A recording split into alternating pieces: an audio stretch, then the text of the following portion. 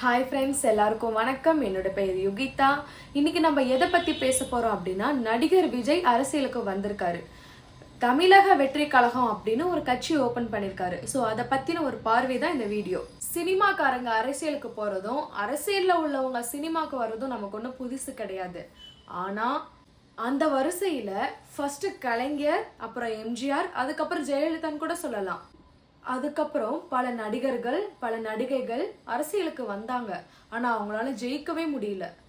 இந்த சூழ்நிலையில ஒரு தனிநபர் அரசியலுக்கு வரணும் அப்படின்னா ரொம்பவே யோசிக்க வேண்டிய ஒரு கட்டாயம் இருக்கு. அப்படி யோசிச்சதுனால மட்டும்தான் அரசியலுக்கு வரணும்னு சொல்லி யோசிச்ச ரஜினிகாந்த் சார் கூட ஒரு சில நாட்கள்லயே பின்வாங்கிட்டாரு. ஏன்னா அரசியல்ல நல்லதும் நடக்கலாம், கெட்டதும் நடக்கலாம். இந்த சூழ்நிலையில தான் நடிகர் விஜய் அரசியலுக்கு வந்திருக்காரு. இன்னும் அவர் அரசியல் சம்பந்தமா எந்த ஒரு பேட்டியுமே கொடுக்கல.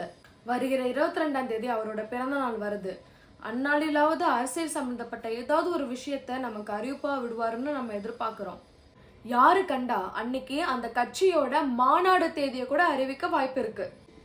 இப்போ வரைக்கும் எனக்கு வந்த தகவலின்படி மதுரை, திருச்சி, கடலூர் இந்த 3 ஊர்ல ஏதாவது ஒரு ஊர்ல மாநாடு நடத்தலாம் அப்படின்னு விஜய் டிஸ்கஸ் பண்ணிட்டு இருக்காரு அப்படின்னு எனக்கு தகவல் வந்திருக்கு. தமிழகத்துல சீமானனை போல எல்லா இடத்துலயும் தனிச்சு நிக்க போறாரா, இல்ல மத்த கட்சியோட கூட்டணி வைக்க போறாரா அப்படின்னு மாநாடு முடிஞ்சதுக்கு அப்புறம் தான் நம்மளால ஜட்ஜ்மெண்ட் பண்ண முடியும்.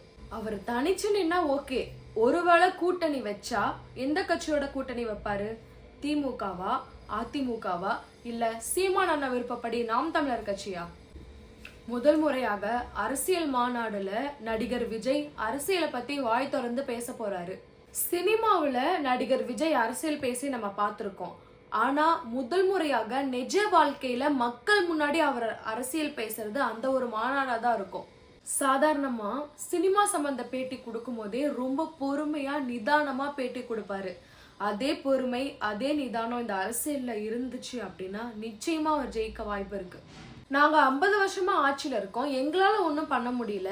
நேத்துக்கு பெஞ்ச மழையில இன்னைக்கு முளைச்ச காலம், அதாவது விஜய் என்ன பண்ண போறாருன்னு தெரியல அப்படின்னு பேசுறாங்க. இங்க பாருங்க, செந்தூர பாண்டி படத்துல ஒரு சின்ன கேரக்டர்ல வந்த விஜய் தான் இப்போ நம்ம தமிழ்நாட்டுல மிகப்பெரிய உச்சத்துல இருக்காரு தமிழ் நடிகரா. அது போல யாரும் யாரையும் எடை போடவே முடியாது. மக்களுக்கு பிடிச்சிச்சுன்னா ஒரு ஓட்டு தான் எங்கேயே கொண்டு போய் நிப்பாட்டிடுவாங்க. மக்களுக்கு பிடிக்கலன்னா அதே ஒரு ஓட்டு தான் இருக்கிற இடம் தெரியாம ஆக்கிடுவாங்க.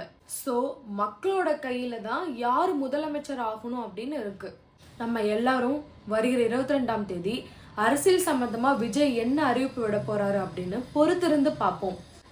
உங்களுக்கு தெரியாத விஷயங்களை நான் தெரிஞ்சுக்கிட்டு உங்களுக்கு தெரியப்படுத்துவேன். ஸோ இப்போதைக்கு உங்களிடமிருந்து விடை பெறுவது உங்கள் யுகிதா.